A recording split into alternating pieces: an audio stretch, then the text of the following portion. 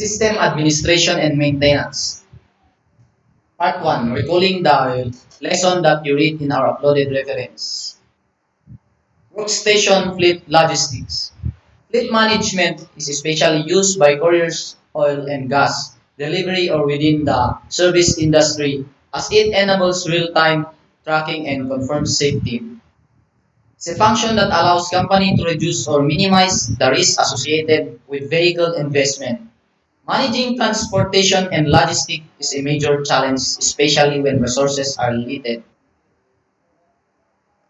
Fleet management. Track mileage and wear and tear on your vehicles. Manage routes strategically to save time, labor, fuel, and maintenance. Warehouse logistics. Track inventory to prevent costly shortage or wasteful surpluses. Reconcile order and receivables. Get lean. Manage internal movement of products and assets to save time and labor. Terminal operations. Manage driver and vehicle across transportation hubs to streamline loading or offloading process. Dice and assets management. Get the most out of your mobile device by tracking their use, life cycle, and services needs. With fully automated system from Barcode Direct, you will also be prepared to adjust quickly to frequent changes in state, federal, and international transportation regulation. Server hardware specification. Server is a computer or system that provides resources, data, services, or programs to other computers known as clients over a network. In theory, whenever computers share resources with client machines, they are considered servers. There are many types of servers including web servers, mail servers, and virtual servers. Server specification provide detailed information for your server including dimension, electrical, power, temperature, environment, and service clearance. A server is a computer or system that provides resources, data, services, or program to other computers known as clients over a network. Hardware requirements.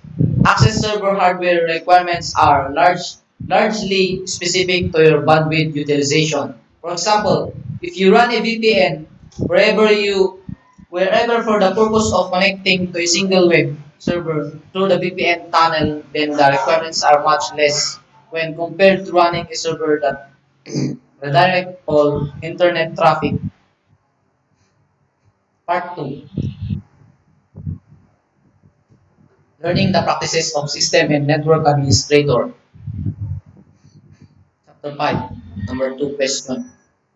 What are the benefits and downside to fungible workstation? Benefits. Any one unit can substitute for one another. User should be able to access their data from any to go any over workstation. If the functionality breaks, the person should able to go any or other workstation. The downside. If one user leaves confidential files behind, the next user may have access to them.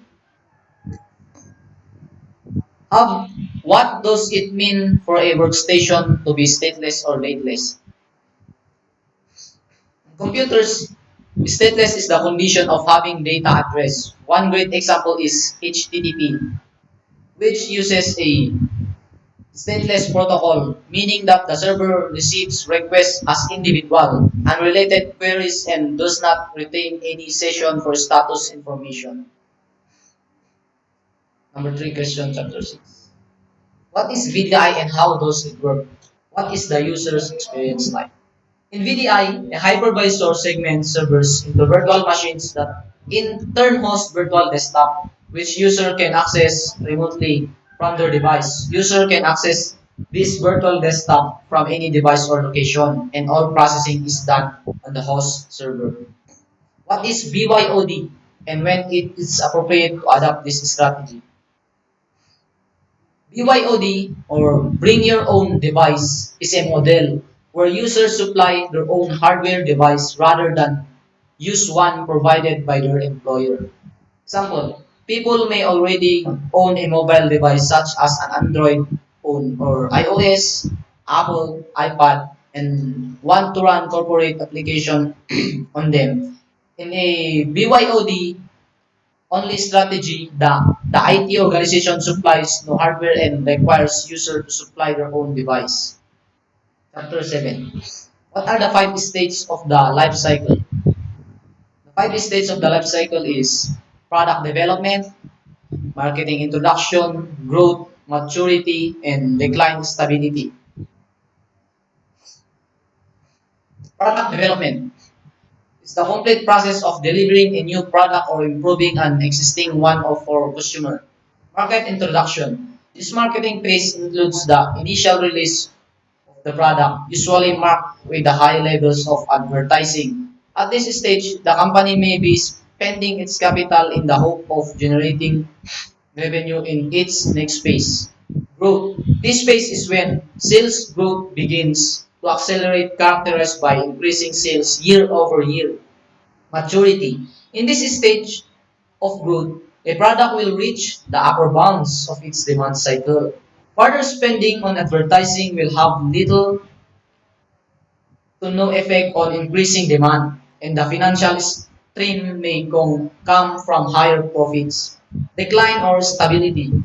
At this point, demand will either remain steady or slowly decline as a newer product makes it obsolete. In addition, profits may dip or an owner may consider selling the business. What is configuration management system? Configuration management system is a system engineering process for establishing consistency of a product's attributes throughout its life. Configuration management is important because they help engineering teams build robust and stable systems through the use of tools that automatically manage and monitor updates to configuration data. In the technology world, configuration management is an IT managed process that track individual configuration items of an IT system. Why consistency more important than perfection? Always keep in the mind that consistency is more important than that perfection. Well, whether you motivate by money or purpose, holding ourselves to perfect standards only sets us up for failure, disappointment, and making the progress a whole lot harder than it needs to be.